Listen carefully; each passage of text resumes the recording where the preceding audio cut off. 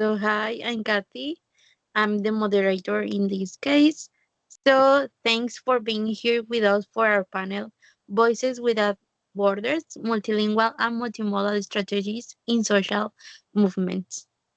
So, today we're diving into how social movements, especially feminist ones, use strategies like videos, performance, hashtags, and even multiple languages to make their message travel around the world.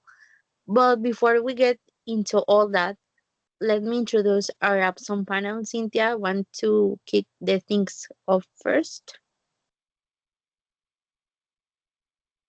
Hi, I'm Cynthia, and I'll talk about the feminist item, Un Violador en Tu Camino, and how it become a global protest tool using music, performance, and translation. Hi, I am Pablo. I'm focused on how hashtags like MeToo and Ni Una Menos connect people online and across language. And hello, I am Paloma, and I will explore how protest movements use performance, visuals, and physical expressions to make their message universal. Okay, awesome. So let's start with an example a lot of you might know. Un violador en tu camino. Cynthia, can you walk us through how this performance went global? Absolutely. This song began in Chile with the feminist group Las Tesis. It's a chant, a song, and a choreography all in one. Videos of the performance spread globally. Soon, women in France, Mexico, and even Italia were going to sing choreography in their local language. The performance include music, synchronized movements, and facial expression, costumes, and signs. It's a fully sensory experience. And let me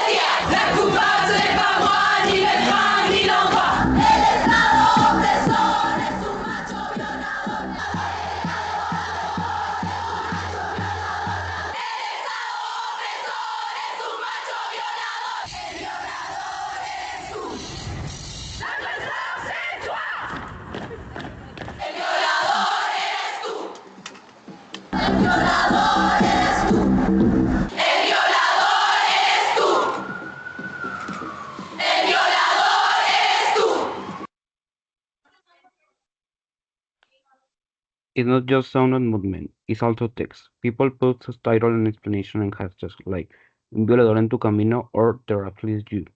That help others understand the message even if they didn't speak Spanish.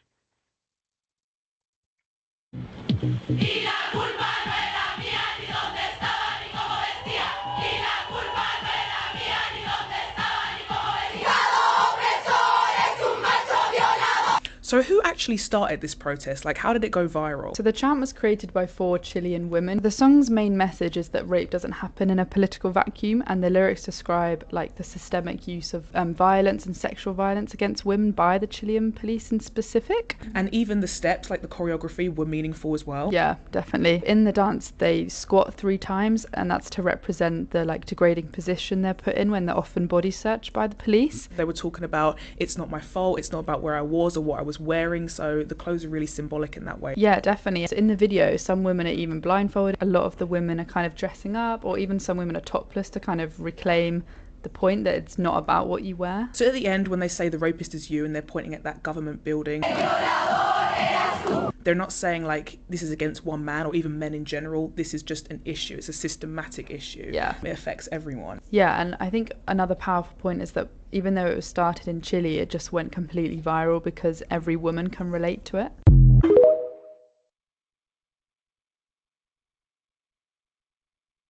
And because it's a public performance, it breaks the boundary between online and offline. The body becomes a message. Even people who don't understand the words can feel the power through tone and rhythm.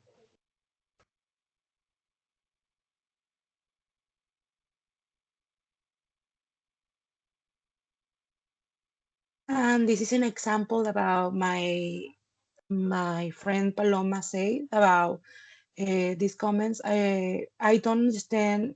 I don't speak the language, but this message is loud and clear. And this is example about how my friend how speak. Now, social media boosted this Instagram Reels and TikToks with the performance apart with local subtitles, remixes, and adaptation. And actually, I saw one version in Italian. Femminicidio, impunità per l'assassino, le molestie, stupro, e la colpa non è mia di dove stavo come vestivo, e la colpa non è mia di dove stavo come vestivo, y la culpa no era mía ni dónde estaba ni cómo vestía, y la culpa no era mía ni dónde estaba ni cómo vestía, lo stupratore eri tu, lo stupratore sei tu, lo stupratore sei tu, la polizia.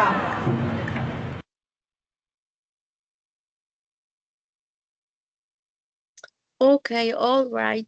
So now let's get into language. For you, how do social movements use multilingualism to cross borders? Well, the translation of Un violador en tu camino into English, French, Italian, and another language helped local activists adopt the message as their own. It wasn't just a Chilean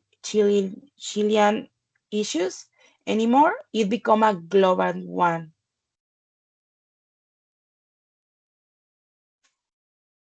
Well, here on the part of the hashtags are good example too. Me too on English became yo también in Spanish. Moi aussi in French. There are just translations. They are looking in front of solidarity. And also, sometimes movements invent new language blends. For example, in multilingual protest, you might hear chants that switch mid sentence between two languages. It creates a shared code only that the group understands. Also, memes often mix languages or use visual language like symbols, emojis, or flags because they become accessible even if you don't speak the language fluently. Okay, now let's talk about digital. It's always trending, right? How do things like videos, hashtags, and memes actually help build solidarity from a distance? Well, one powerful aspect of Un violador en tu camino was how quickly videos spread. A protest in one city will inspire the next. People will comment things like, "We stand with you" from Portland, or we are going to do we're doing this tomorrow in Berlin. And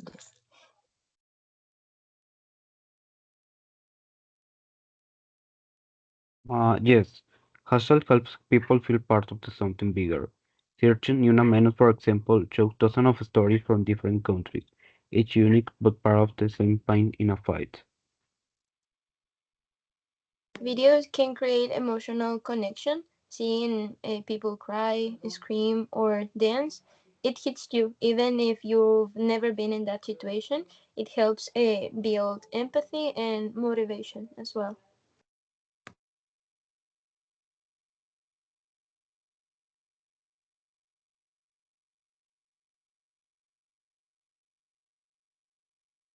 And memes can be funny, sarcastic, or shocking. They break tension, criticize power, and imitate people to share. For instance, a meme about the park taxi with a cat yelling may go viral and still carry a feminist message.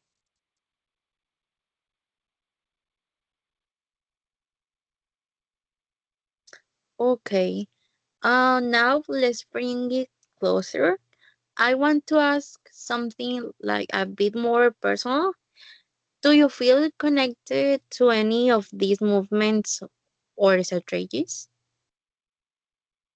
Yes, when I saw the video of Un Violador en tu Camino in my own city, I cried. It was the same choreography I saw online, but in my language, with people I know. It feels powerful. Well, on my part, as a man, this moment challenged me to reflect. The way people use language and image made me question my role in society and how I can be a part of the solution. Yes, me too. I saw the performance. I understood it emotionally, and I think that's precisely the power of multimodality because it made me want to learn more and support the cause as well. Mhm. And sometimes I've made memes and posts supporting feminist causes, even if I'm not on the front lines. Digital activism, I think it is real. It amplifies voices that might otherwise go unheard. Okay, so thank you so much for sharing all that. Today we've seen how social movements are using all kinds of formats like performance, video, language, humor to break through borders, from hashtags to sing language, from memes to choreography. These strategies help us come together and fight together. So, to everyone watching, don't underestimate the power of your voice, your post, your share. Together across language and platforms, we are stronger. So, thank you for joining us.